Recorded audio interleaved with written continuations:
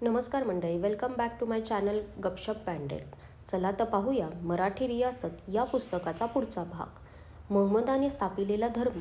महम्मदाचा उपदेश सुरू होण्यापूर्वी रूमचे बादशहाने ख्रिस्ती धर्म स्वीकारला होता. तथापि त्या धर्मातही अनेक पंथ निघून त्यात जुन्या यहुदी धर्मात नाना प्रकारचा घोटाळा उत्पन्न झाला. अशा प्रसंगी हे तंटे मोडून त्यास ऐक्याचे स्वरूप आणण्यास महम्मदासारख्या पुरुषाची जरूर होती.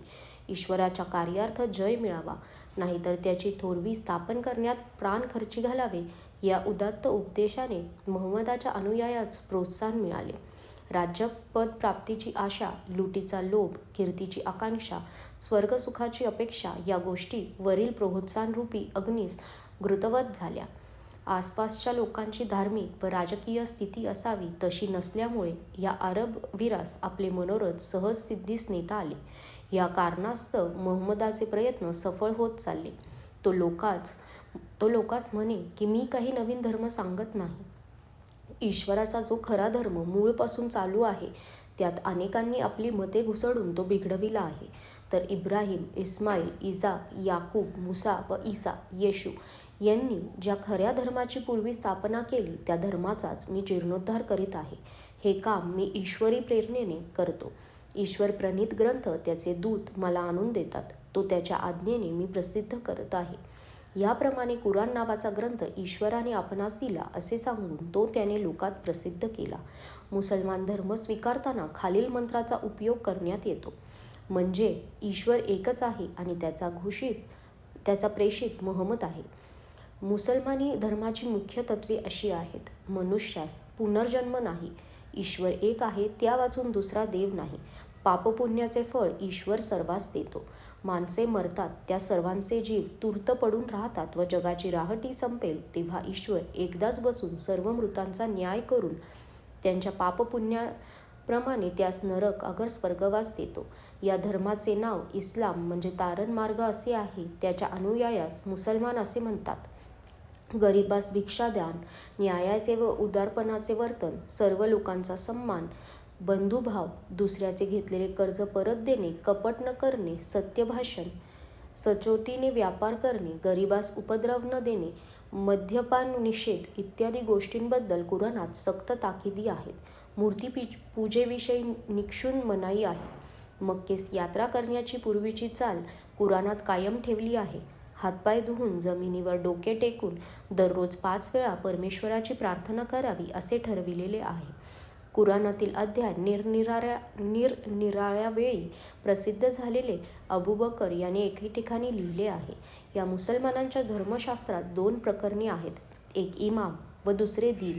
पहिल्या प्रकरणात 6 भाग आहेत, त्यात वर दिलेल्या प्रकारची 6 धर्मतत्वे सांगितलेली आहेत. दुसऱ्यात बहुतेक आचारमार्ग म्हणजे मुसलमान लोकांनी कोणकोणत्या गोष्टी कराव्या हे सांगितले आहे. ईश्वर लोकास धर्मोपदेश करण्याची मनुष्याची योजना करतो, त्यास पैगंबर असे म्हणतात. याशिवाय कित्येक फिरस्ते ईश्वरदूत आहेत. या दूतात मिकाईल या युद्धात मदत करतो, अज्राईल हा यमासारखा लोकास दंड करतो व इजामाईल याशिवाय अनेक फिरस्ते आहेत. मिकाईल हा युद्धात मदत करतो, अज्राईल हा यमासारखा लोकास दंड करतो व अजाझील हा देवाच्या शापाने सैतान होऊन लोकास पापबुद्धी शिकवतो. सुनता करण्याची चाल यहुदी लोकातून मुसलमानांनी घेतली. कुराणात 6 पैगंबरांची नावे आहेत. ते हे आदम, नोहा, इब्राहिम, मुसा, ईसा व महम्मद. जन्नत म्हणजे स्वर्ग व जहन्नुम म्हणजे नरक हे मनुष्यास कायमच मिळतात असे मुसलमान लोक मानतात. ह्या तत्वाविषयी अनेक वादविवाद झालेले आहेत, तसेच दैववाद त्यास संमत आहेत.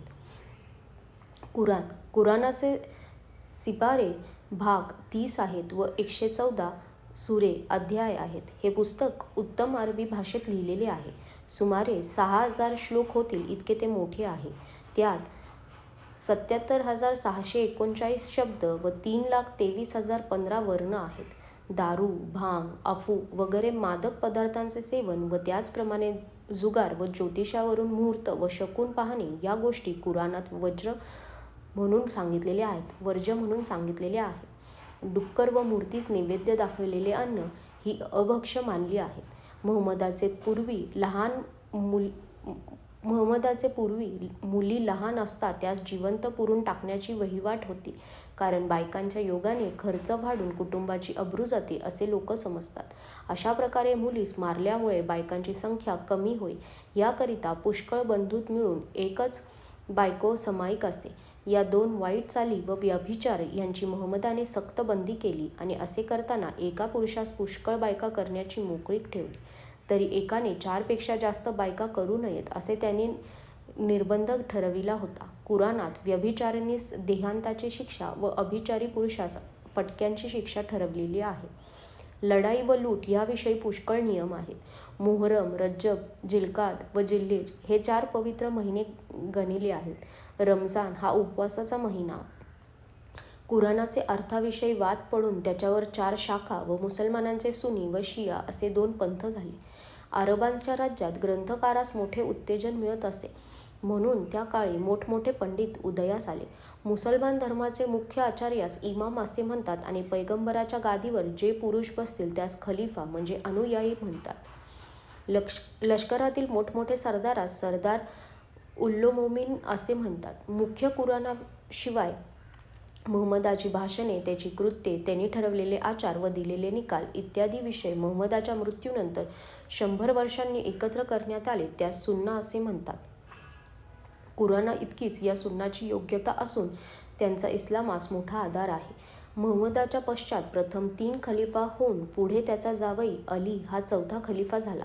त्याच्या मृत्यूनंतर खिलाफतीविषयी तंटे लागले. ताबुतांची उत्पत्ती शिया व सुन्नी.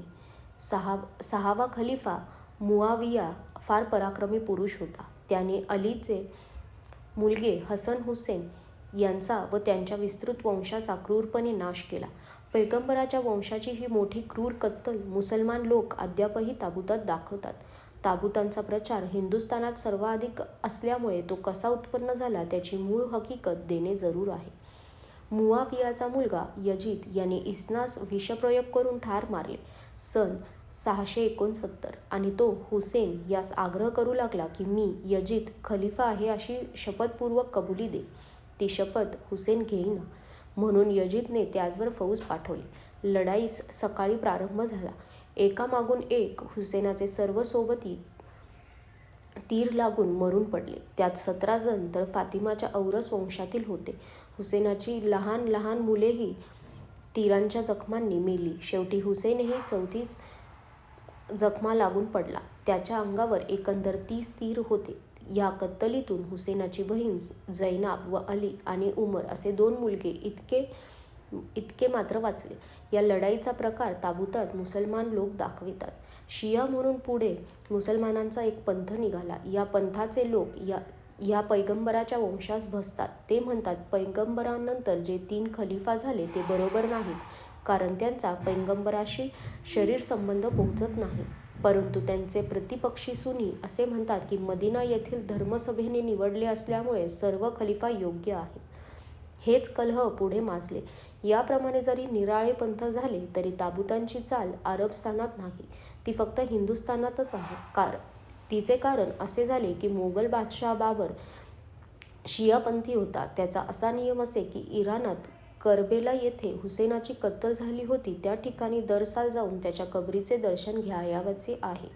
पुढे हिंदुस्थानात आल्यावर राज्यकारभार सोडून बाबरास इतक्या लांब जाता येईना, तेव्हा मौलवी लोकांनी कुराणातील वचन काढून त्या धोरणावर त्यास लिहिले की करबेला येथे जी हुसेनाची कबर आहे तिची प्रतिमा करून तिचे दर्शन तुम्ही घेत जा.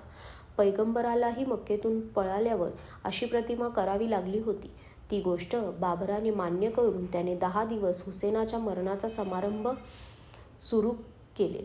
बादशाने हा प्रघात घातल्यामुळे तो सर्व सरदारांनी व देशभर पसरलेल्या इतर सर्व मुसलमानांनी उचलला. तोच हल्ली चालू आहे. हा प्रकार कालांतराने फारच वाढून अनेक हिंदू लोकसुद्धा ताबूत करू लागले. ईश्वराची प्रतिमा करून तिची पूजा करणे हे मुसलमान धर्मात मोठे पाप गणले असल्यामुळे कित्येक जाणते मुसलमान आहेत ते ताबूत करीत नाहीत. ताबुतांचा प्रचार इतका वाढला आहे की ठिकठिकाणी भजन पूजन चालून हिंदू लोकांच्या अनुकरणाने त्यास देवस्थानाचे महत्त्व आले आहे. कित्येक पीरास तर हिंदूच्या देवांची नावेही मिळाली आहेत. नगरचे पीरास विठोबा म्हणतात. अहमदाबादेस मलिका साहन याच्या कबरेस नरसोबा वर सांगितलेल्या करबेलाची कत्तल इसवी सन 680च्या मोहरमात झाली. तिचे प्रदर्शन ताबुतात होते. ताबूत म्हणजे थडगे किंवा तिरडी. मुसलमानांच्या कारकिर्दीत अनेक हिंदू शहरांच्या नावास मुसलमानी नावे मिळाली. उदाहरणार्थ प्रयाग, इलाहाबाद, भागानगर, हैदराबाद,